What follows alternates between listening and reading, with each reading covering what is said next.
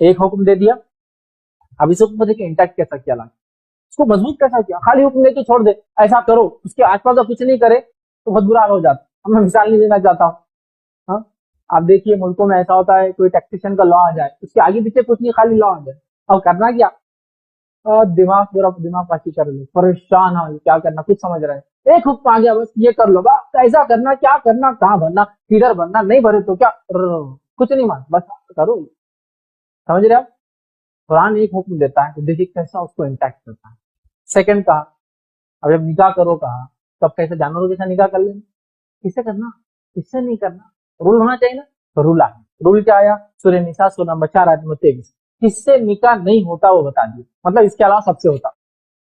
15 औरतें ऐसी जिससे इंसान का निकाह नहीं होता, कुछ परमानेंट नहीं होता, कुछ टेम्पररी नहीं होता। कौन है, चलिए आइए, सूरह निसा 16 नंबर 4 आयत नंबर 23, हराम की गई तुम पर तुम्हारी माँ, माँ से निकाह नहीं, माए बाप की बीवियां दूसरी है तो निकाह नहीं, क्योंकि बाप, समझे ना, क्योंकि बाप के निकाह में नहीं तो माँ ही इसलिए लग।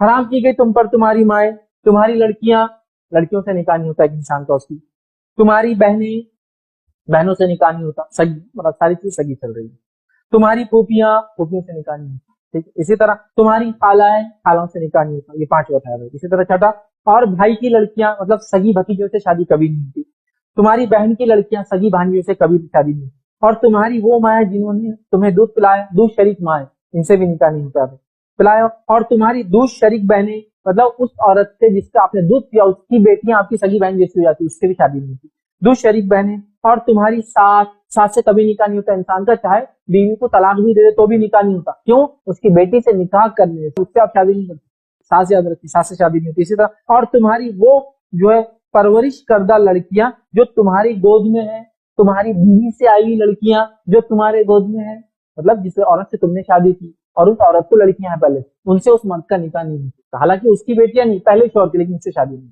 तो कहा तुम्हारी परवरिश करदा, तुम्हारी गोद में है, तुम्हारी इन औरतों से जिनसे तुमने दुखुल कर चुके हो, मतलब जिनसे निकाह हुआ और तुम हम बिस्तरी कर चुके हो, दुखुल नहीं करे तो फिर मामला अलग है। हाँ, अगर तुमने इनसे जिमा ना किया हो तो तुम पर कोई गुनाह नहीं, जिमा नहीं किया, समझा, शादी हुई लेकिन जिमा नहीं हुआ और तलाक होगी तो फिर उस बच्ची से कर सकते हो उसके, लेकिन अगर शादी में ले लिए तो आप उसके लड़कियों से निकाह नहीं होता, ठीक है।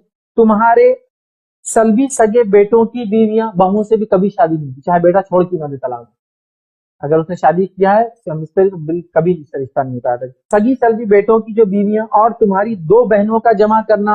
अच्छा, अब यहाँ तक जो थे परमानेंट निकाह नहीं होने वाले थे पूरे, अब यहाँ क्या उसके बाद वाला नॉन परमानेंट है, ये टेम्पररी है, किसी वजह से निकाह नहीं होता। कौन है वो, और तुम्हारा 2 बहनों का जमा करना, 2 बहनें एक साथ शादी नहीं कर सकते आप, लेकिन ये टेम्पररी है, एक अगर इंतकाल कर जाए दूसरे से हो सकता है जमा करना। और हाँ, अगर जो गुजर चुका है तो गुजर चुका, ये अहकाम से पहले अगर किसी ने 2 बहनों से की होंगी तो वो हो गया, उनको तलाक देने की जरूरत नहीं है, ठीक है, गुजर चुका सो गुजर चुका, यकीन अल्लाह ताला बख्शने वाला मेहरबान है। ये थे 13 औरतों का तस्करा, 12 परमानेंट थे, एक इसमें टेम्पररी। अब 2 और ऐड कर देता हूँ जो हदीस में आते हैं, इसमें नहीं आयत में। हदीस में क्या आता है, हदीस में कि खाला और भांजी का एक साथ निकाह में जमा करना मना है, सगी खाला और सगी भांजी को एक साथ नहीं ले सकते, खाला अगर निकाह में तो भांजी शादी नहीं, खाला के बाद तलाक के बाद हो सकती है, इंतकाल के बाद। और इसी तरह सगी फूफी और सगी भतीजी से एक साथ निकाह नहीं सकते, ये भी मना है। ये हुआ टोटल मिला के 15 औरतों से जिससे निकाह नहीं, 12 परमानेंट, 3 टेम्पररी। देखो शादी करना है तो किससे नहीं करना आ गया, अब इसके अलावा सबसे कर सकते आप, समझ गया।